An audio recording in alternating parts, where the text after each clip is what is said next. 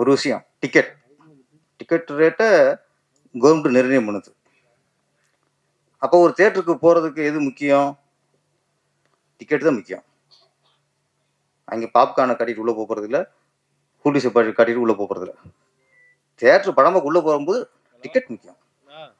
அப்போ இந்த டிக்கெட்டுக்கு கவர்மெண்ட் கட்டணத்தை நிர்ணயம் பண்ணும்போது ஏன் பாப்கார்ன் நிர்ணயம் பண்ண மாட்டேங்குது?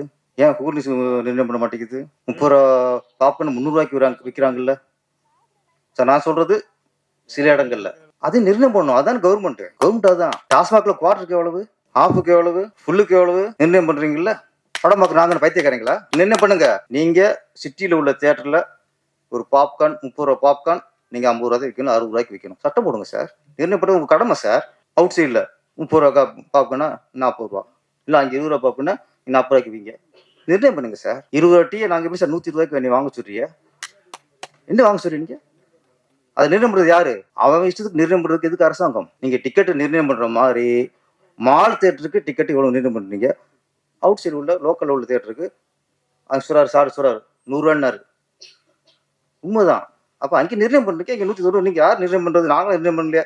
Theatre owner sir, Sridhar sir, நீங்க நிர்ணயம் பண்ணுங்க டிக்கெட்டை. இல்ல அப்போ நிர்ணயம் பண்ண ரேட்டை விட அதிகம் வித்தா அது பிளாக் டிக்கெட்.